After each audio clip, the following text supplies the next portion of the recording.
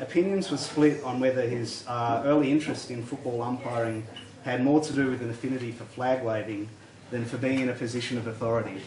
At least now that he's married, we confirm it is the latter and not the former.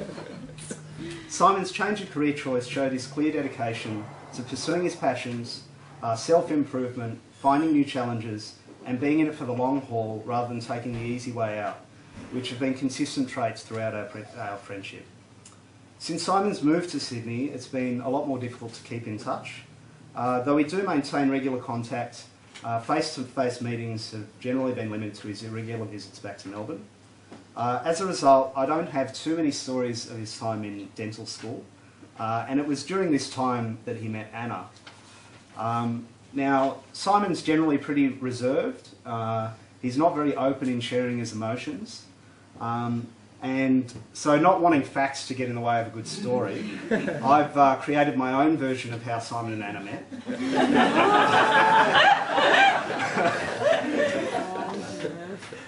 And some of you may know that Simon is a keen Star Wars fan. He likes to think of himself as a Jedi Knight.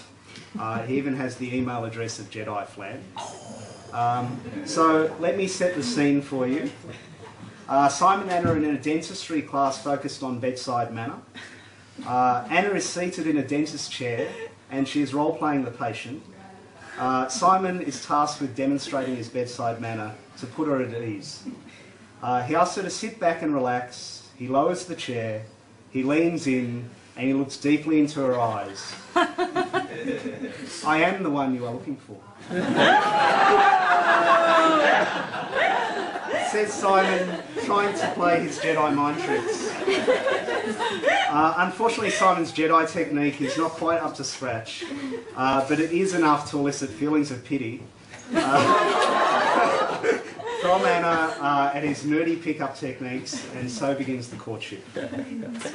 As the relationship progresses and it's all going along well, Simon feels it's time to take the next step. Now herein lies the problem. Marriage is not allowed for a Jedi, because Jedi are forbidden from holding strong attachments as they were believed to lead to emotions of the dark side. This attachment has already been formed, and so Simon's defection to the dark side is well underway. It's in this situation that Simon draws upon another of his movie heroes who is already familiar with the dark side, Dirty Harry Callahan. After all, a man has to know his limitations. So in popping the question, Simon turns to Anna and he says, I know what you're thinking. Is he going to pop the question or isn't he? Well, to tell you the truth, in all this excitement, I kind of lost track myself. But being this is marriage we're talking about, the sort of commitment that could blow a relationship to pieces, you have to ask yourself one question. Do I feel lucky? Well, do you, Anna?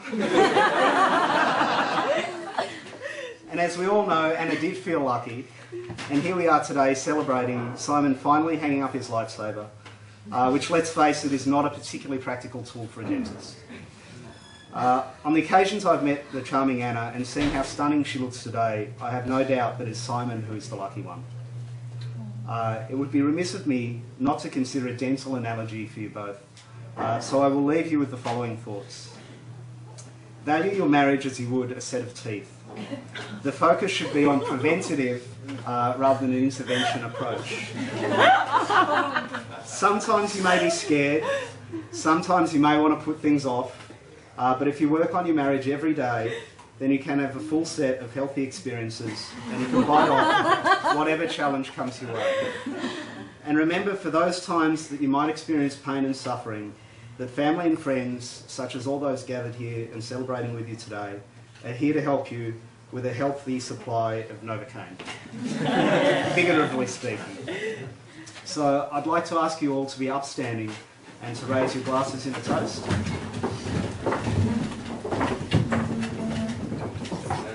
Wishing you many years of happiness to Simon and Anna.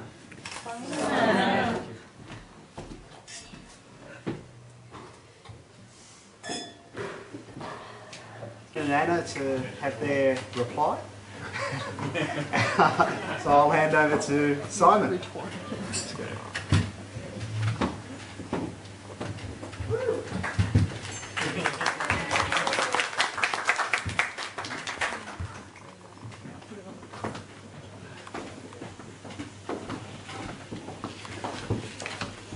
can see this is considerably less bulky than Hector's. Anyway, thank you all for coming here today to help us celebrate, especially for those of you who've travelled quite some distance. To the bridal party, who's helped us in organising today from both interstate and overseas. I know it has not been easy. Thank you for your perseverance and patience. If you could be upstanding for a toast to the bridal party.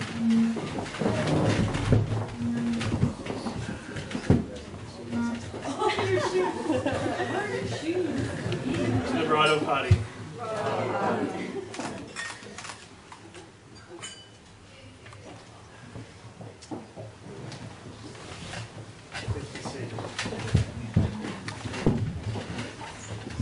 It's almost like an Oscar speech. It's a long list of thank yous. Anna, thank you for being a wonderful partner and a great friend. I hope we have many more happy years ahead of us. Anna and I are slightly different story today. We met at a friend of ours, Eugene's house. I think he was having a housewarming or a birthday party or something. And Eugene introduced us. I don't remember a lot about when we met, but I do remember that Anna was chopping vegetables. And I looked at this magnificent girl and I thought to myself, that's an awfully nice dress to be wearing to chop vegetables. Anyway, we said hello to each other and the conversation died about there. I'm not entirely sure there's a great deal of significance to that story, but I suppose you could say we started from fairly humble beginnings, and so far I don't think a lot has changed, although our conversations have improved some. And finally, thank you to our parents for raising us, giving us many opportunities through life, and giving you a blessing for our marriage.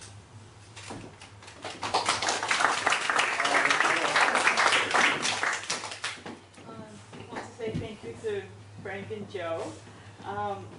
Thank you for welcoming me to the family. You've been very loving and very caring and very warm. It means a lot to me to be part of the Flanagan family.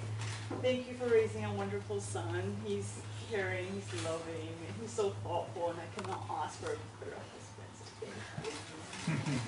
I want to thank my brother. You've been the best brother anybody could ask for. You've looked out for me. You've done everything you could for me. So thank you for being there for me. I'd like to thank my parents, and I have to say that in Chinese, unfortunately. But I'm sure you sort of understand from my tone of voice, because it's got a funny accent. 爸妈，谢谢您，给我做好命，生命上好，老婆话，给我出国读册，无册嘛，大家做医生，开做侪钱，做侪薪水，给我囡仔伫遮，等于谢谢，给我做好命，做好命。